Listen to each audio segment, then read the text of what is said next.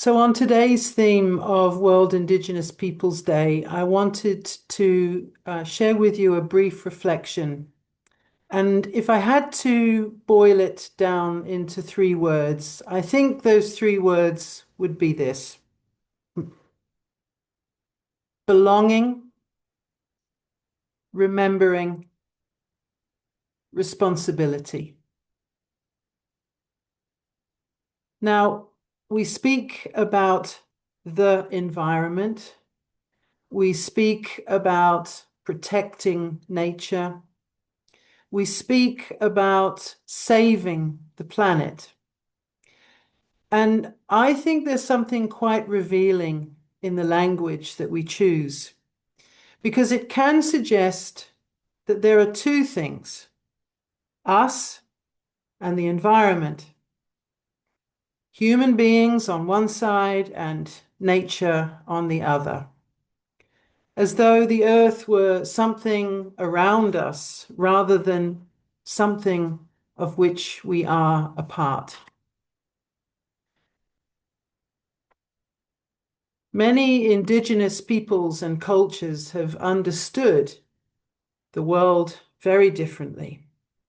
And I want to be careful here because, of course, there is no one single indigenous worldview. And I want to be clear on that. Indigenous peoples across the world have enormously diverse cultures, languages, spiritual traditions, and histories. But among the many indigenous traditions, there is a profound understanding of relationship.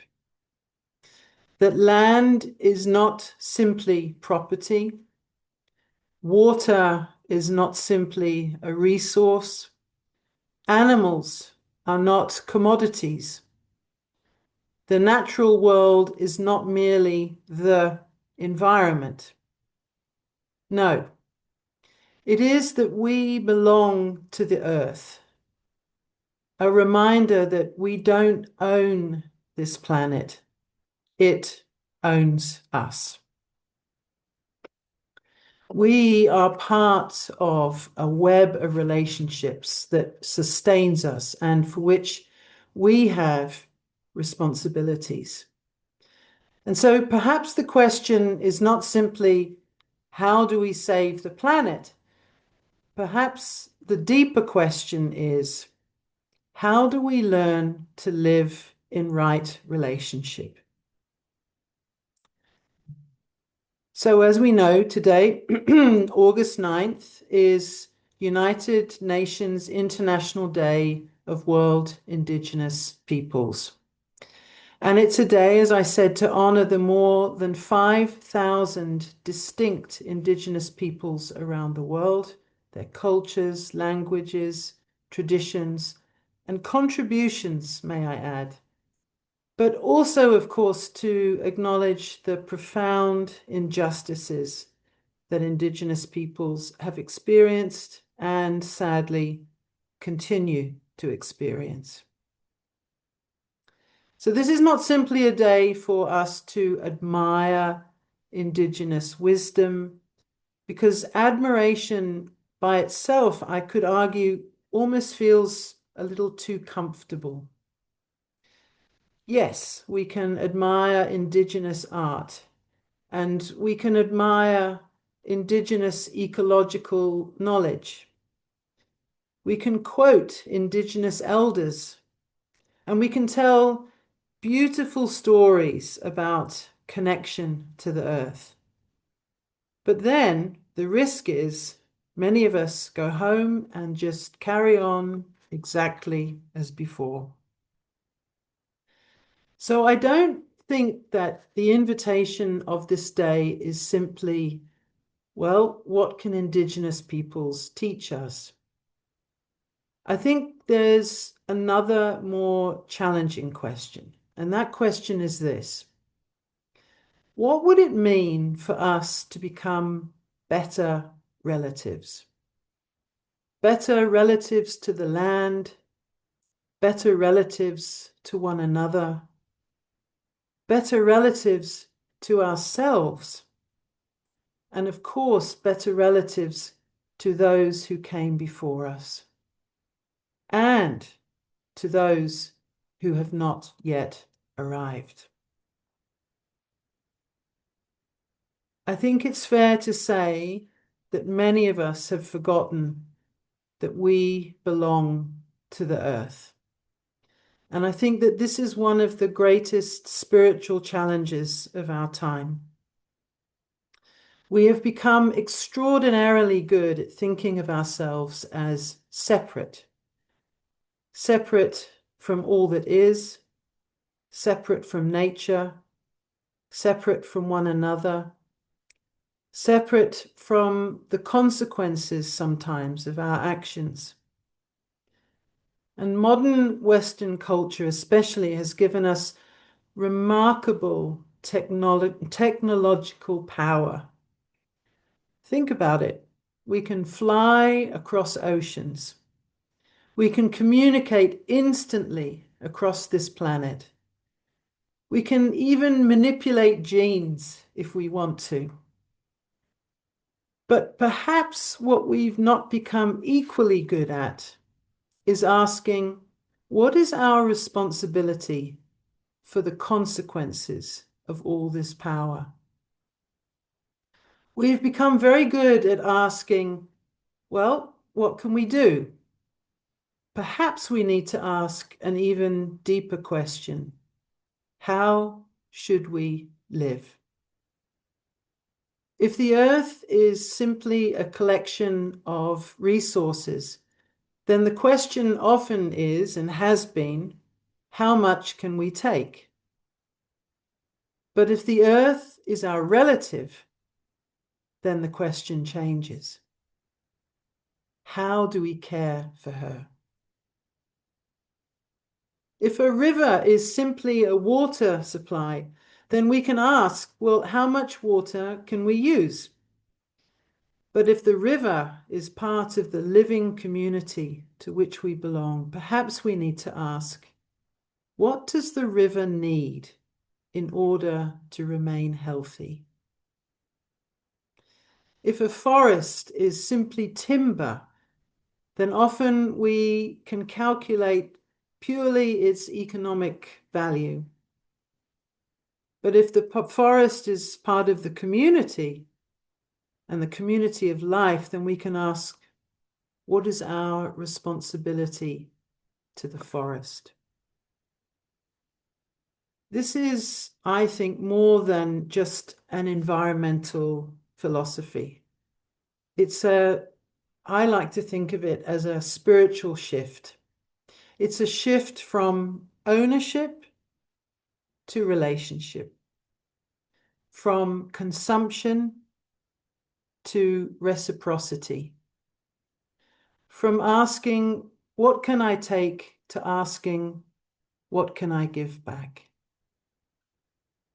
And knowledge, as we know, is more than just information. And this brings me to the second thing that I want us to consider today.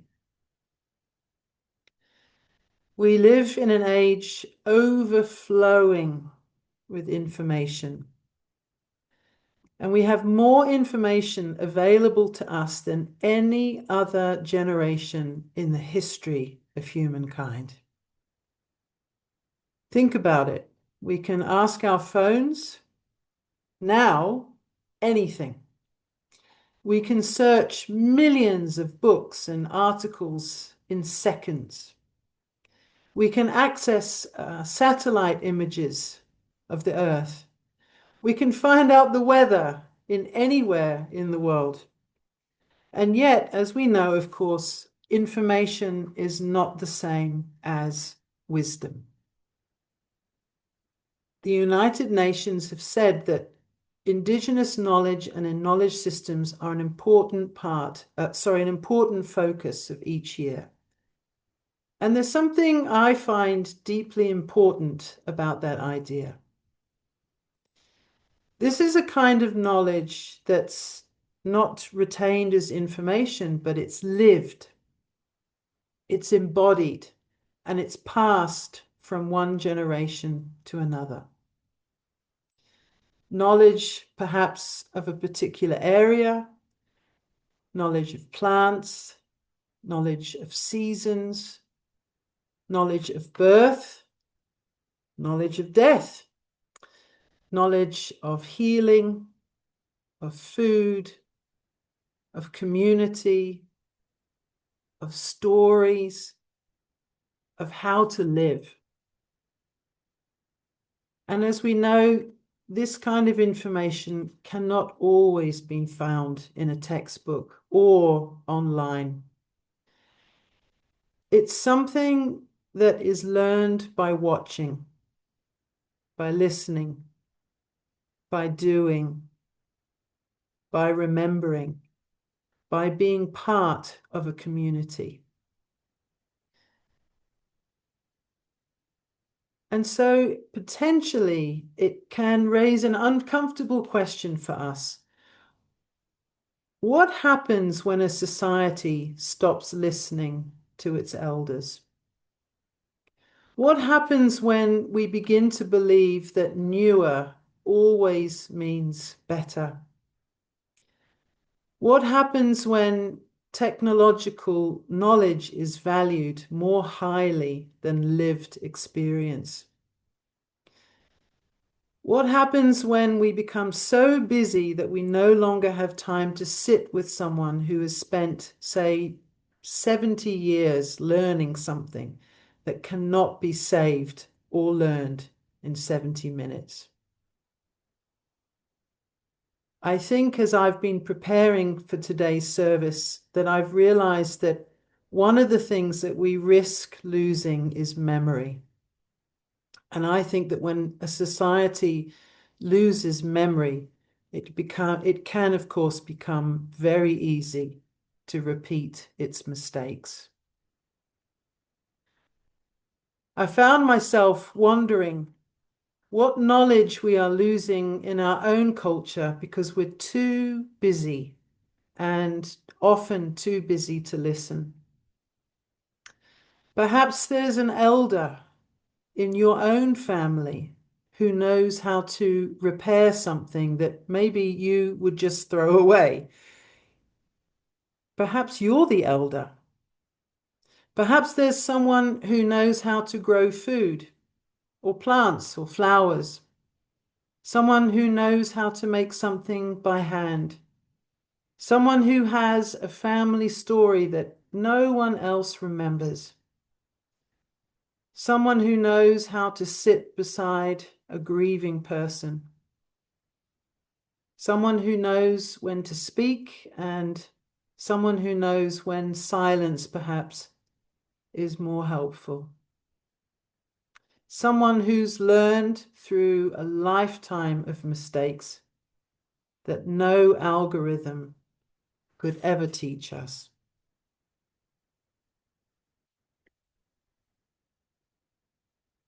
But as I was pondering on this, I realized that there's also a danger here, and it's something that we need to guard against.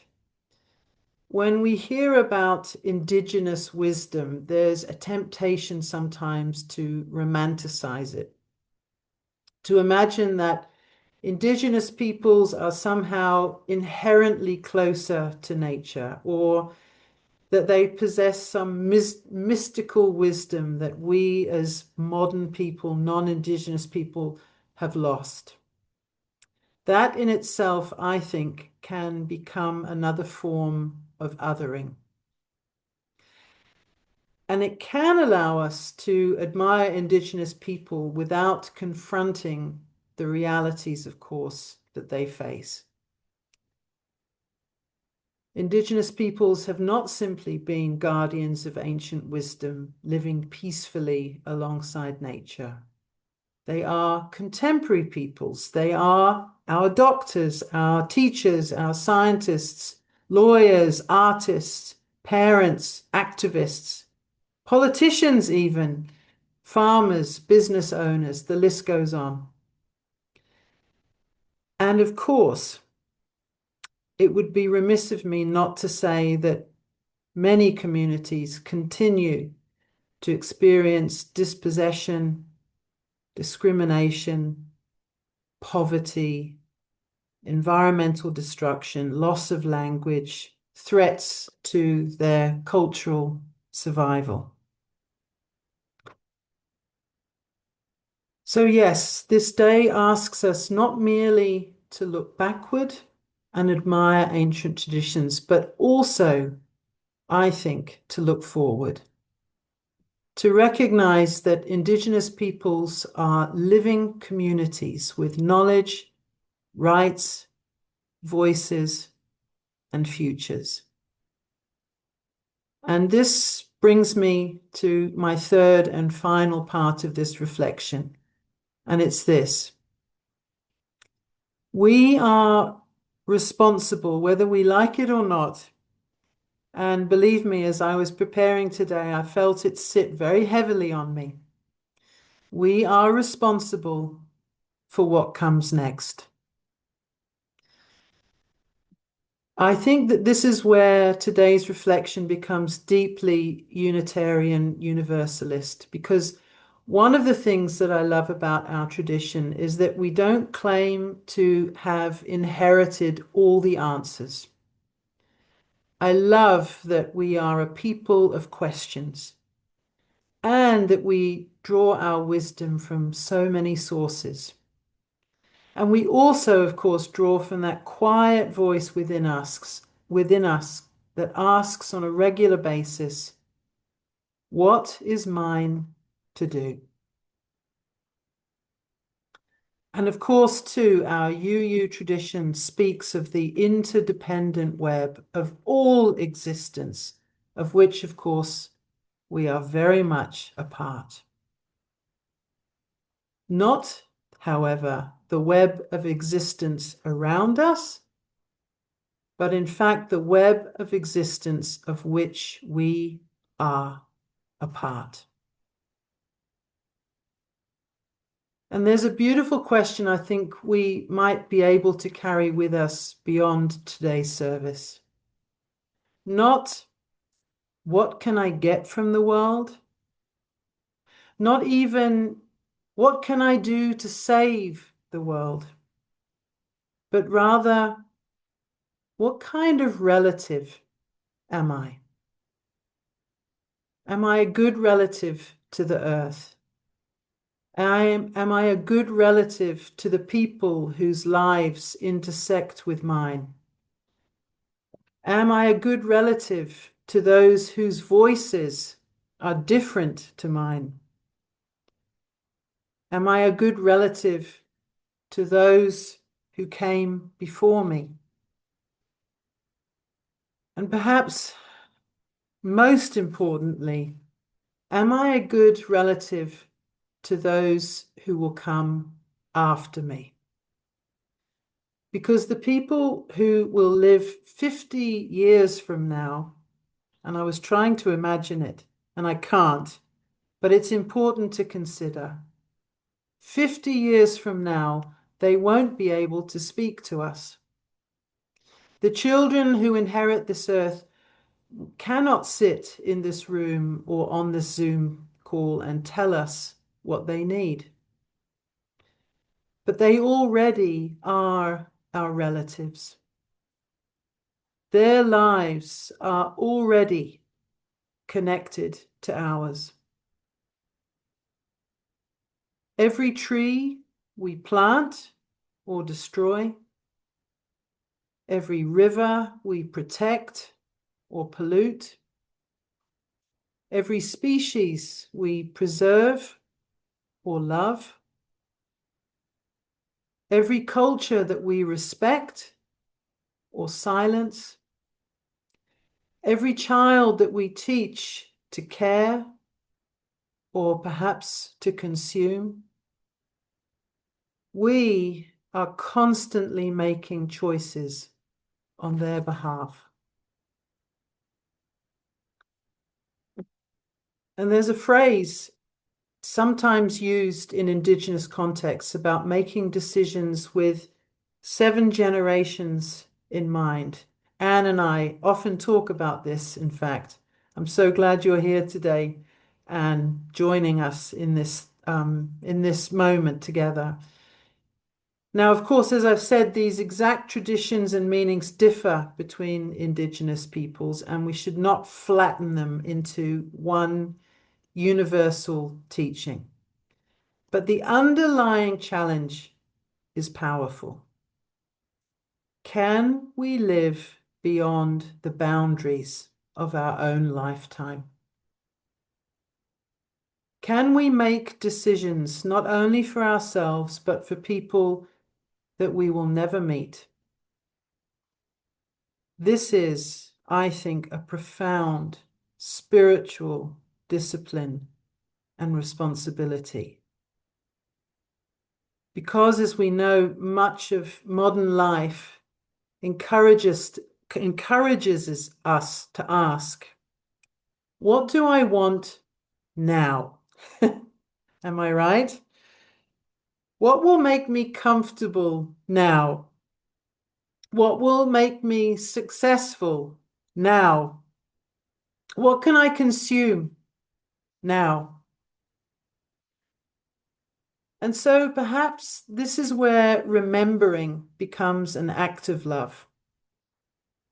Because August 9th is not only about remembering what Indigenous peoples have lost, it's also remembering about what we have forgotten, that we belong, that we are connected, that knowledge lives inside people and peoples and communities, and that wisdom takes time, and that the earth is not something we merely live on or use, and that every generation receives a world that it did not create. Any hands on a world it will never completely see. We are all of us temporary custodians. We're here but for a nanosecond in time. We arrive, we learn, we love, we make our choices. And then, of course, eventually we leave. So the natural next question is, well, what will we leave behind? Perhaps, yes, we will leave possessions, perhaps achievements, I hope, perhaps photographs and buildings and bank accounts, but perhaps the deeper legacy is much simpler. Perhaps it's the relationship that we had with the living world, and the kindness that we offered, the wisdom that we passed on, the people that we encouraged, the injustices we challenged, the land we loved and cared for. And so on this International Day of World Indigenous Peoples Day, perhaps we can resist the temptation to simply ask what Indigenous peoples can teach us, but instead, let us listen, let us honor, let us learn, and then let us ask ourselves, how can I become a better relative? Remembering always that we don't stand outside the web of life. We are deeply, deeply within it. And we've never been separate from it. And perhaps the spiritual work of our time is not to save the earth from ourselves. Perhaps it's just simply to remember that we belong to the earth and to learn once again how to belong well. May we listen, may we remember, may we take only what we need, May we give back more than we take. And may those who come after us be able to say, they remembered well, and they remembered that we're all relatives. May it be so, and so it is. If you like this video, please like us on YouTube, subscribe to our YouTube channel, and click on the bell to be notified whenever we post a new video. Thank you.